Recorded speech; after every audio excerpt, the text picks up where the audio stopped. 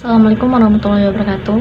Kami dari kelompok 2 mata kuliah PKN akan mempresentasikan hasil diskusi kelompok kami, yaitu materi tentang masa kepemimpinan Presiden Soeharto. Adapun anggota kelompok 2, yang pertama ada saya sendiri, Yasmin Tanalina, yang kedua ada Arya Tanta, yang ketiga ada Aulina Nur Fadilah, yang keempat ada Elok Fadinda, yang kelima ada Ivan Lutfi, yang keenam ada Melisa Handayani, yang ketujuh ada Raffi Syuari.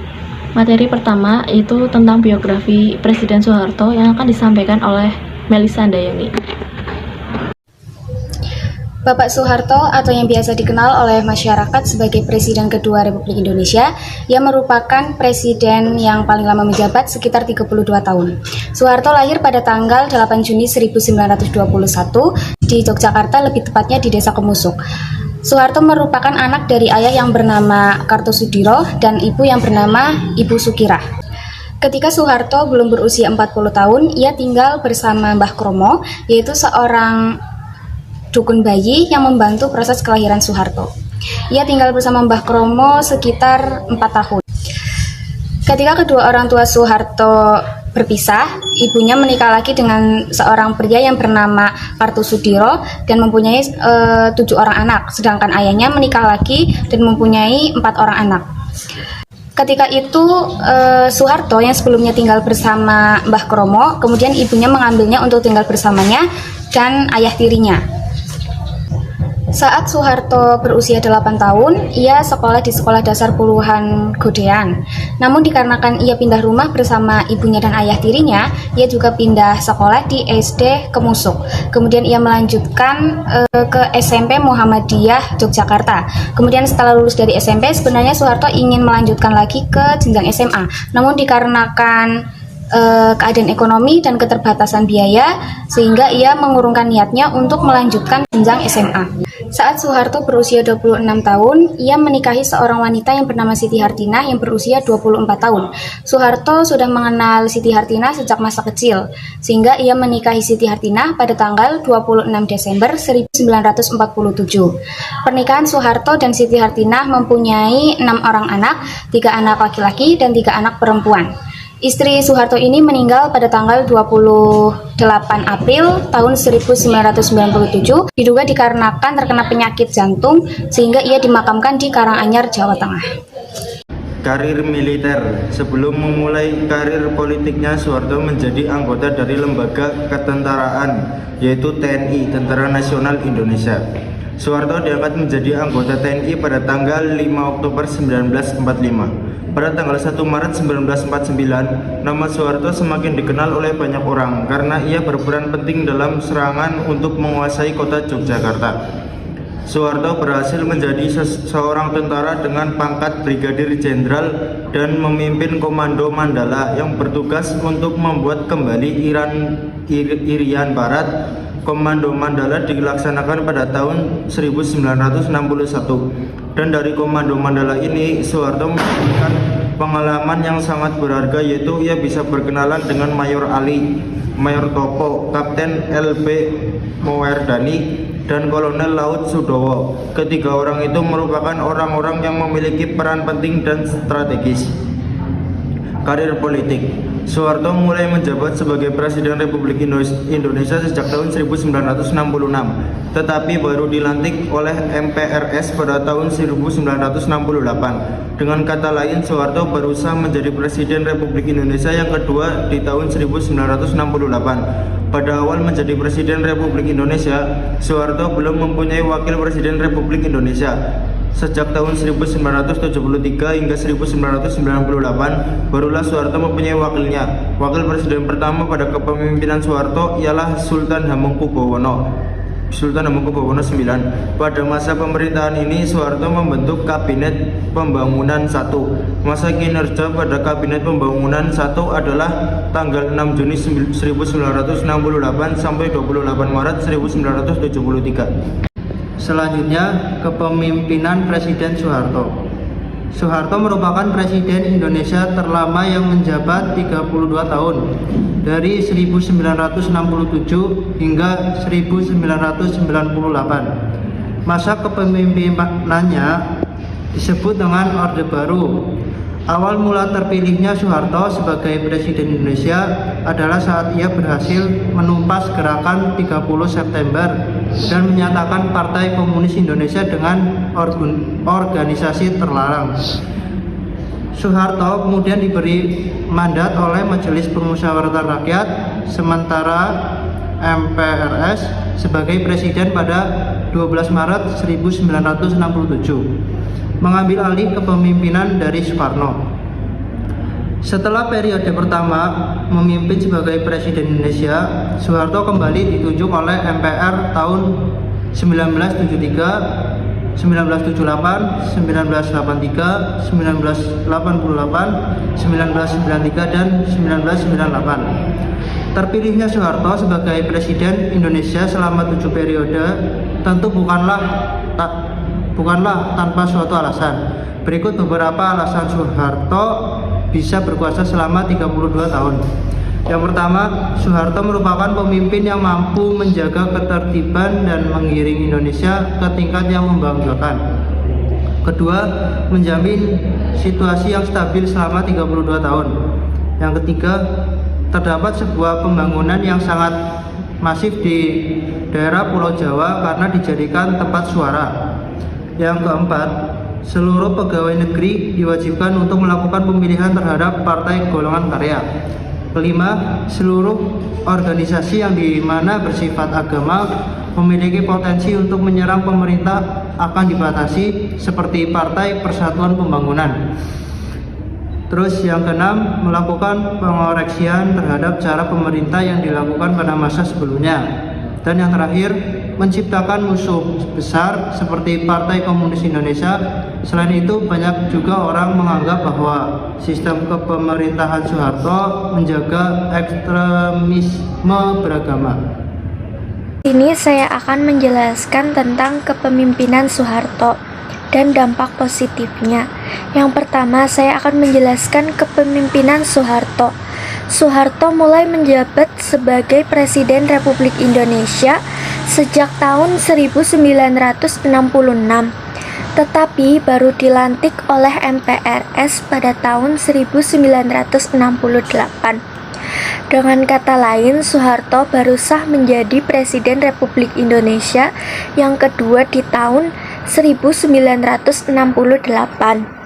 Pada awal menjadi Presiden Republik Indonesia, Soeharto belum mempunyai Wakil Presiden Republik Indonesia. Sejak tahun 1973 hingga 1998, barulah Soeharto mempunyai wakilnya. Wakil Presiden pertama pada kepemimpinan Soeharto ialah Sultan Hamengkubuwono IX.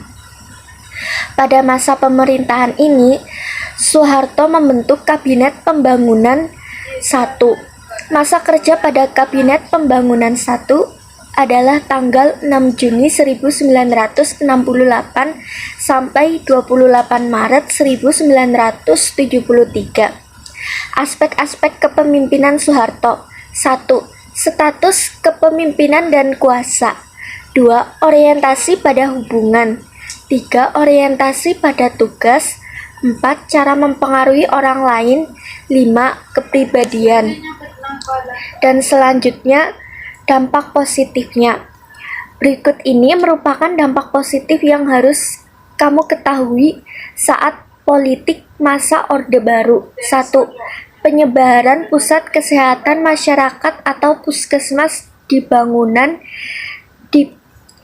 penyebaran pusat kesehatan masyarakat atau puskesmas dibangun di semua wilayah di Indonesia guna membuat masyarakat mudah mendapatkan pelayanan kesehatan.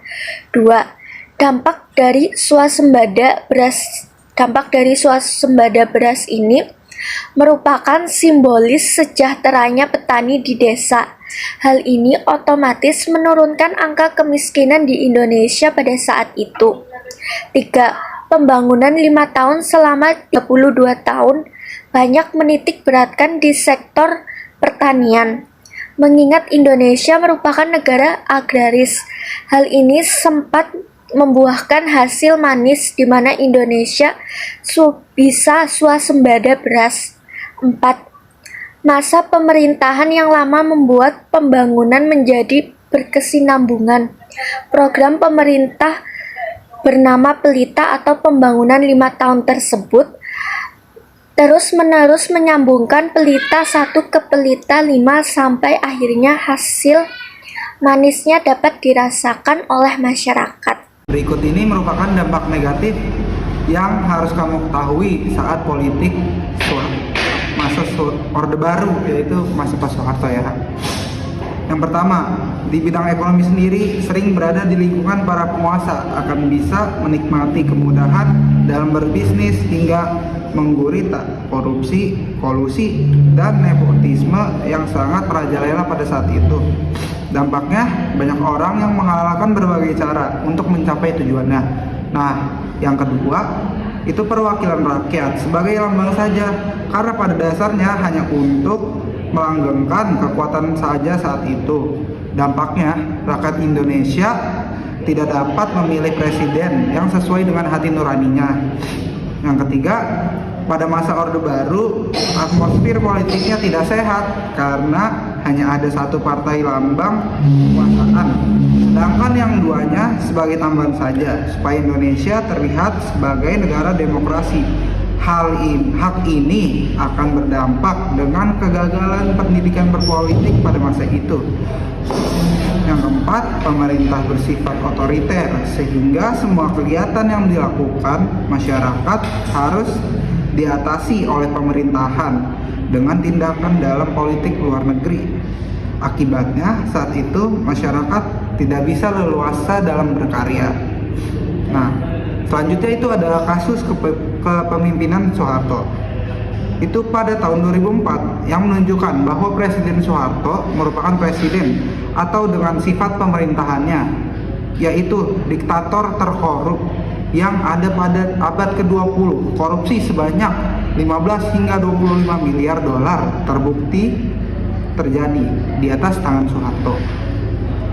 Yang kedua, ada Soeharto melencengkan arah sifat demokratis yang ada pada UUD 1945 menjadi sistem diktator, di mana segala aspek didominasi oleh Soeharto. Yang ketiga, pada tahun 1998 terjadi krisis moneter yang menambah permasalahan Soeharto. 4. Yang terakhir ada aksi nepotisme, terlihat jelas dari aksi yang telah diperbuat oleh Soeharto. Kepemimpinan membutuhkan kejujuran, tekad yang kuat, pikiran yang visioner, dan juga sifat nasionalisme yang tinggi untuk menunjukkan usaha-usaha yang dibuat merupakan upaya untuk menyediakan kesejahteraan bersama bagi negara dan juga seluruh rakyat yang ada di dalam negara itu. Sekian, terima kasih. Baik, selanjutnya saya akan menyimpulkan mengenai kepemimpinan Soeharto.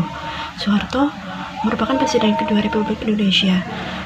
Beliau menjabat sebagai presiden Republik Indonesia yaitu sejak tahun 1966 dan baru dilantik pada tahun 1968. Bisa dikatakan bahwa beliau baru sah menjadi presiden pada tahun 1968. Kemudian sebelum memulai karir politiknya, beliau juga memulai karir militer, yaitu dengan menjadi anggota dari lembaga ketenteraan yaitu TNI atau Tentara Nasional Indonesia. Soeharto diangkat menjadi Tentara Nasional Indonesia pada tanggal 5 Oktober 1945.